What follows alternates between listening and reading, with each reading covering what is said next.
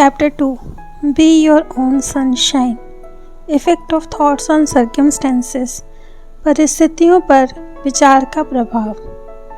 मनुष्य के मन की तुलना एक बगीचे से की जा सकती है जिसे बुद्धिमानी से जोता जा सकता है या खुला छोड़ दिया जा सकता है, लेकिन चाहे खेती की जाए या उपेक्षा की जाए उसे अवश्य ही फल देने चाहिए। वह फल देगा। यदि इसमें कोई उपयोगी बीज नहीं डाले जाते हैं तो उसमें बहुत सारे बेकार खरपतवार के बीज गिरेंगे और अपनी तरह से वे बढ़ना जारी रखेंगे। जिस तरह एक माली अपने खेत की देखभाल करता है, उसे खरपतवार से मुक्त रखता है और अपनी ज़रूरत के अनुसार फूल और फल उगाता है, उसी तरह एक आदमी अपने मन के बगीचे की देखभाल करे, सभी गलत और बेकार और अशुद्ध विचारों को हटा दे और सही, उपयोगी और शुद्ध विचार के फूल और फल को पूर्णता की ओर ले जाए।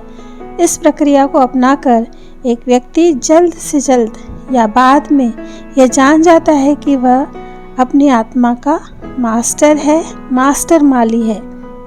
वह अपने जीवन का निर्देशक है। वह अपने भीतर के विचार के नियमों को प्रकट करता है और लगातार बढ़ती सटीकता के साथ समझता है कि कैसे विचार और शक्तियाँ मन के तत्व को, उसके चरित्र, परिस्थिति और भाग्य को आकार देने का काम करती हैं। विचार और चरित्र एक हैं क्योंकि चरित्र केवल पर्यावरण और परिस्थितियों के माध्यम से ही प्रकट और खोज कर सकता है। इस प्रकार किसी व्यक्ति के जीवन की बाहरी परिस्थितियां हमेशा उसकी आंतरिक स्थिति से सामंजस्यपूर्ण रूप से जुड़ी हुई पाई जाएंगी। इसका मतलब यह नहीं है कि किसी व्यक्ति की परिस्थितियां किसी भी समय उसके संपूर्ण चरित्र का संकेत होती है, बल्कि यह कि वे परिस्थितियां उसके भीतर किसी महत्वपूर्ण विचार तत्व से इतनी घनिष्ठ रूप से जुड़ी हुई होती हैं कि फिलहाल वे उसके विकास के लिए अपरिहार्य हैं।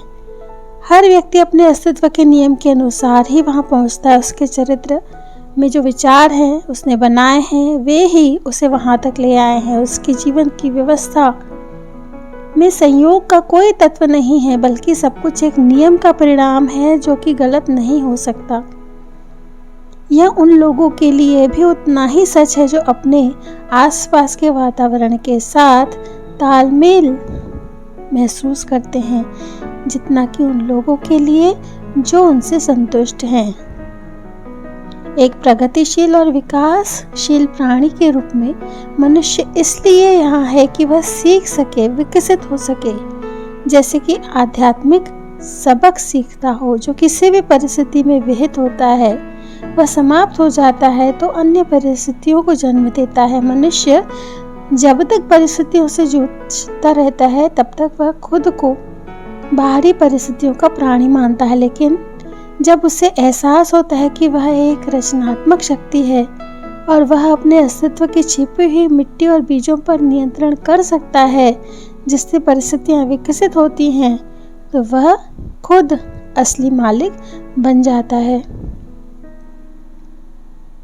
यह बात हर उस व्यक्ति को पता है जो किसी भी समय आत्म संयम और आत्मशुद्धि का अभ्यास करता है, क्योंकि उसने देखा होगा कि उसकी परिस्थितियों में परिवर्तन उसकी बदली हुई मानसिक स्थिति के बिल्कुल अनुपात में हुआ है।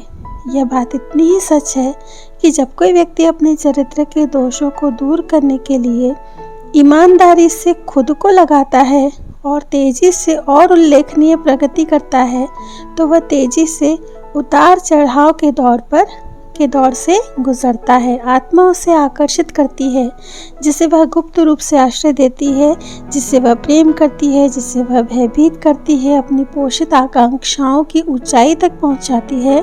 वह अपनी अप्रतिबंधित इच्छाओं के स्तर तक गिर जाती है और परिस्थितियां ही वह साधन है जिनके द्वारा आत्मा अपनी इच्छा प्राप्त करती है। मन में बोया गया, पढ़ने दिया गया हर विचार बीज और वहाँ जड़ें जमाता हुआ अपना खुद का अस्तित्व पैदा करता हुआ देर सवेर कार्य के रूप में खिलता है और अवसर और परिस्थिति के अनुसार अपना फल देता है। अच्छे विचार अच्छे फल देते हैं और बुरे विचार बुरे फल देते हैं। परिस्थितियों की बाहरी दुनिया खुद को विचारों की आंतरिक दुनिया के रूप में ढालती है और वह सुखद और अप्रिय दोनों ही बाहरी परिस्थितियाँ ऐसे कारक हैं जो व्यक्ति के अंतिम अच्छे के लिए काम करते हैं। अपनी फसल खुद काटने वाले के रूप में मनुष्य दुख और आनंद दोनों ही सीखता है। अगर कोई व्यक्ति अपने विचारों को मौलिक रूप से बदल दे तो वह अपने जीवन की भौतिक परिस्थितियों में होने वाले तेज परिवर्तन से चकित हो जाएगा। लोग सोचते हैं कि विचार को गुप्त रखा जा सकता है, लेकिन ऐसा नहीं हो सकता। यह तेजी से आदत में बदल जाता है और आदत परिस्थिति में जम जाती है।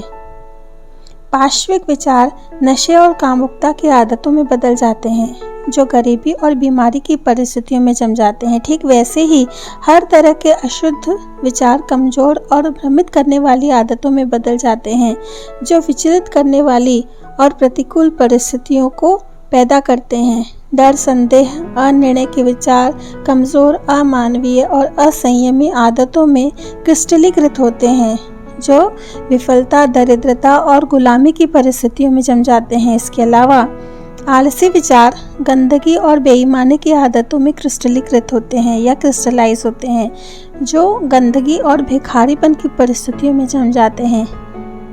घृणास्पद और निंदात्मक विचार आरोप और हिंसा की आदतों में क्रिस्टलाइज होते हैं जो चोट और उत्पीड़न की परिस्थितियां पैदा करते हैं। इसी तरह सभी प्रकार के स्वार्थी विचार स्वार्थ की आदतों में क्रिस्टलाइज होते हैं जो कमोबेश परेशान करने वाली परिस्थितियों को पैदा करते हैं।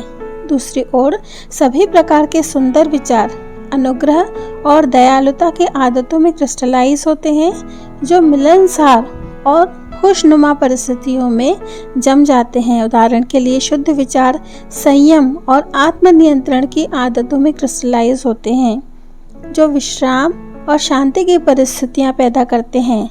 साहस, आत्मनिर्भरता और निर्णय के विचार मर्यादा आदतों में क्रिस्टलाइज होते हैं जो सफलता, प्रचुरता और स्वतंत्रता की परिस्थितियों को पैदा करते हैं। ऊर्जावान विचार स्वच्छता और उद्योग की आदतों में क्रिस्टलाइज होते हैं जो सुखद परिस्थितियों में जम जाते हैं। कोमल और क्षमाशील विचार कोमल आदतों में बदल जाते हैं जो सुरक्षात्मक और परिरक्षक परिस्थितियों में ठोस रूप से विकसित होते हैं। प्रेमपूर्ण और निस्वार्थ विचार दूसरों के लिए आत्मविस्मृति की आदतों में बदल जाते हैं जो निश्चित और स्थायी समृद्धि की परिस्थितियों में ठोस रूप से विकसित होते हैं। और सच्ची संपत्ति किसी भी विचारधारा को लगातार जारी रखा जाए, चाहे वह अच्छी हो या बुरी, तो वह चरित्र और परिस्थितियों पर अपना असर जरूर डालती है। एक व्यक्ति सीधे तौर पर अपनी परिस्थितियां नहीं चुन सकता, लेकिन अपने विचारों को चुन सकता है और इस तरह से अप्रत्यक्ष रूप से लेकिन निश्चित रूप से अपनी परिस्थितियों को आकार दे सकता है।